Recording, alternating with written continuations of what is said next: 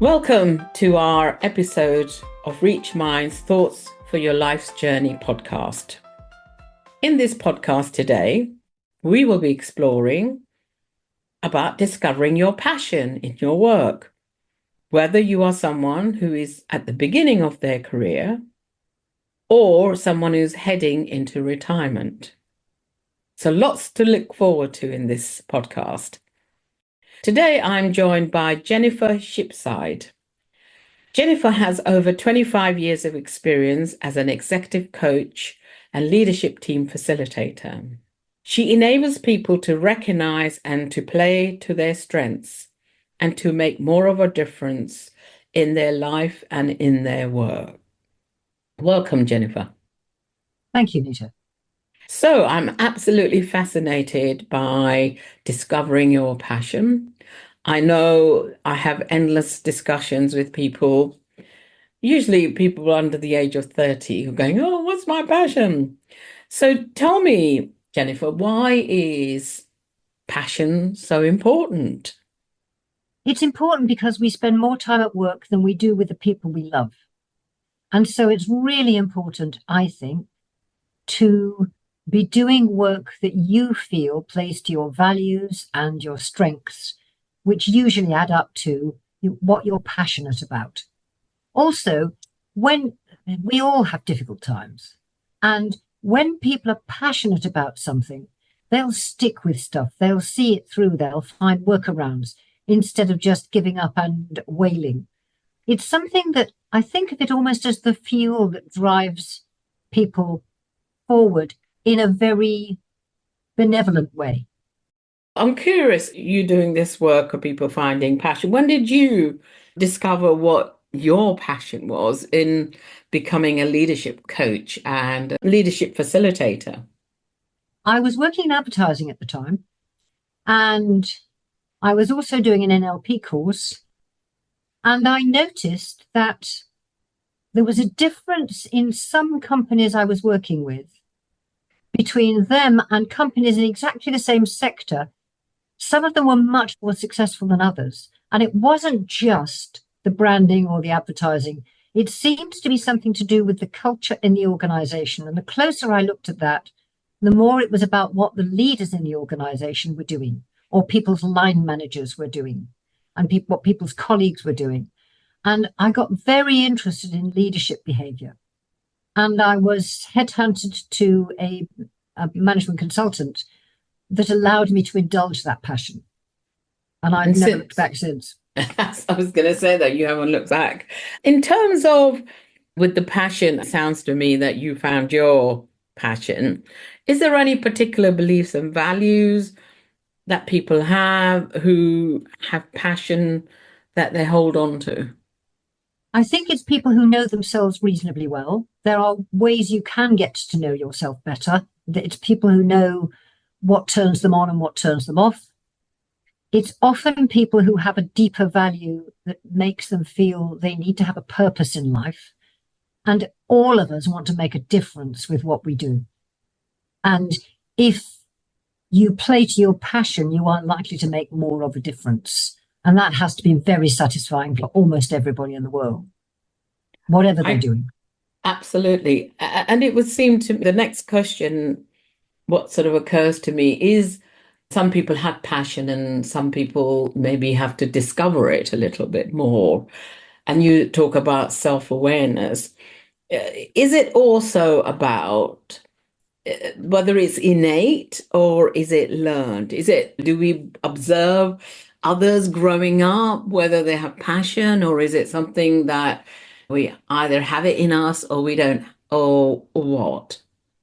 That's a very good question. I have no idea whether it's innate or whether it's learned. I just don't have a clue. What I do know is that when people have discovered their passion, it makes them much more focused in what they do.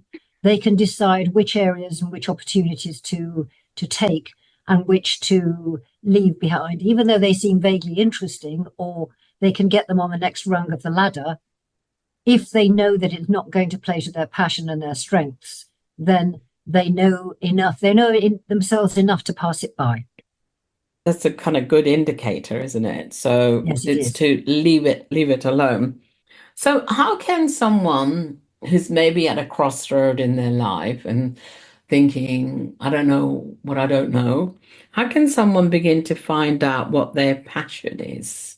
I think there's something about starting to observe the kinds of things that get you in that state of flow or give you pleasure or intellectual stimulation that you enjoy, and making a list of them almost. And that's not just in your work life. For many people, it can be stuff that is in their hobby, their sport, the things that they do outside that they really enjoy. And then starting to notice patterns. I use a kind of matrix that I call the playing to your strengths and adding value. And I guess playing to your strengths is noticing what you're good at, asking people for feedback about what you're good at. Because most people in the UK just don't get enough feedback. And if they do, it's sometimes more focused on the things they're not doing well than the things that they do well. Ask around. Ask people, what do you think I'm good at?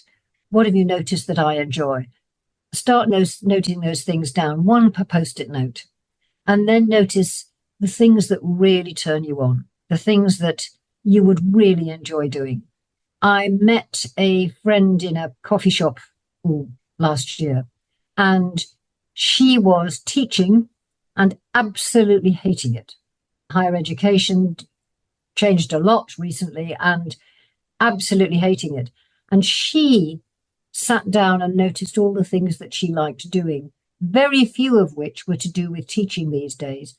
But it was her sort of hobby on the side that she suddenly thought, I could set up a business doing this. I'm very good at this. I love doing it. It's the thing that gives me joy during my day or my evenings.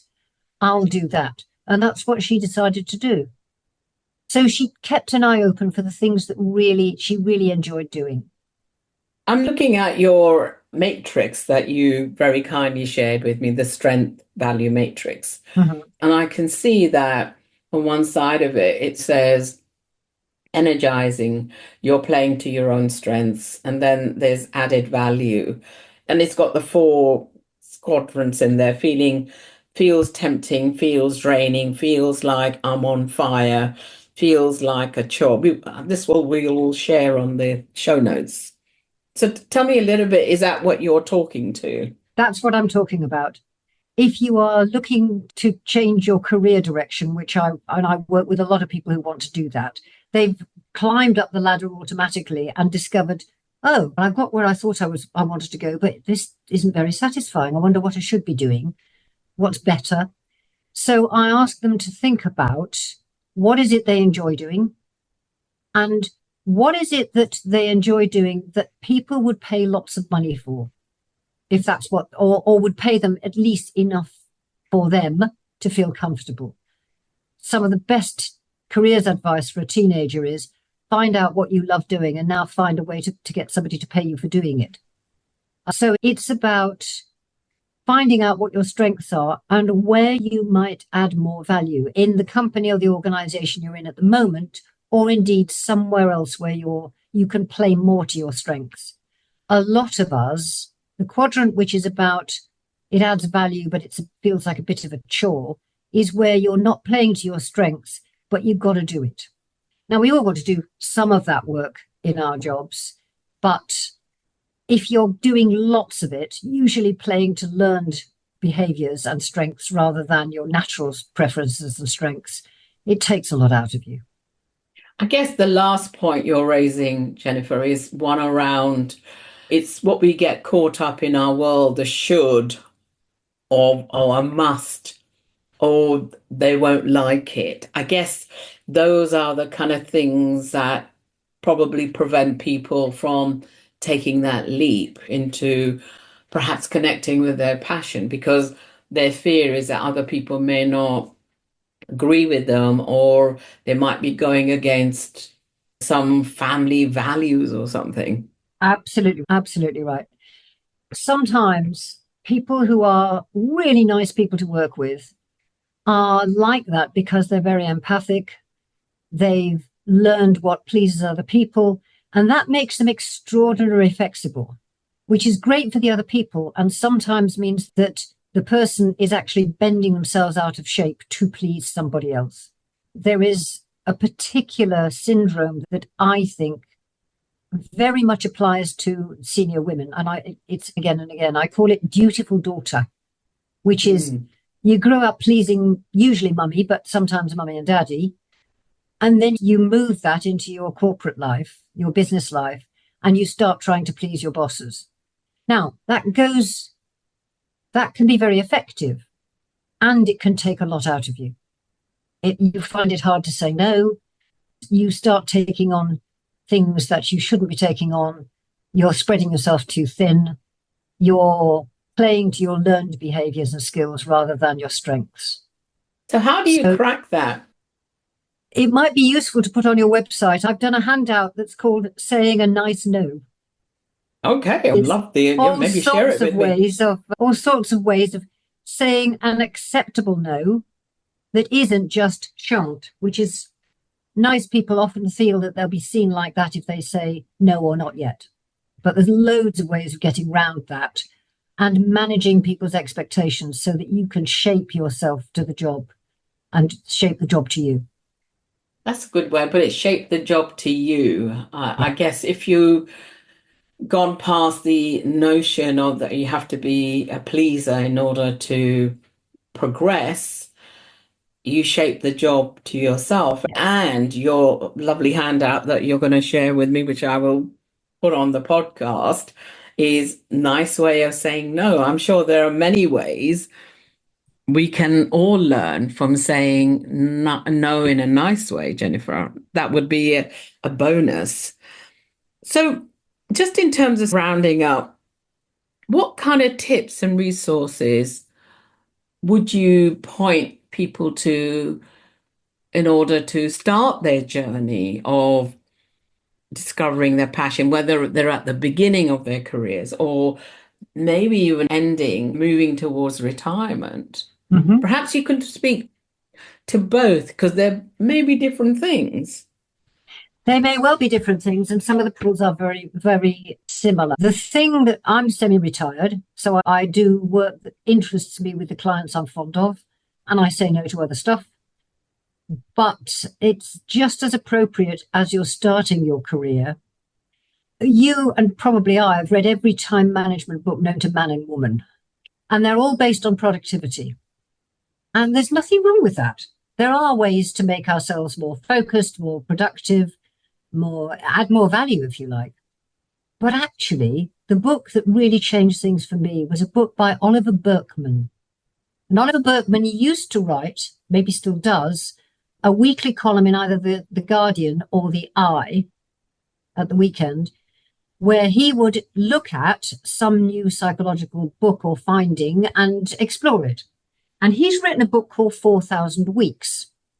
And he says, this is a time management book, except the outcome is very different from any other time management book you've ever read. The outcome here is that you get more joy in your life. So you're focusing on the things that give you more joy. Now, I do recognize that is a huge luxury for some people who just have to pay the rent and put food on the table. And even then, there are things that they may be more passionate about than others. But it was the book that made me recognize that I could retire and I could do some interesting projects. I did not have to keep working. And I was a lot of a workaholic before. I think that's one of the best and most useful first steps. The next one is to do the exercise with the strengths value matrix with a mate. I like that. You don't have to have a coach. You can do it with a mate. No, you can do it with a mate, provided they ask you the questions and then shut up. They're not offering their advice. They just make some notes for you and then leave you to it to do your thinking by yourself. Lovely. Few resources for people to dig into. Looking forward to receiving the one-pager on saying no nicely. I'm sure we can all do with that. I want to say thank you very much of giving some very practical ideas how people can begin their journey of their own agency of looking at their careers and finding what brings them joy, actually. I think that's a very important key word that we can all do a lot more with. So thank you very much, Jennifer. You're most welcome, Nita. It was a joy to work with you. Thank you. If you enjoy listening, tell a friend.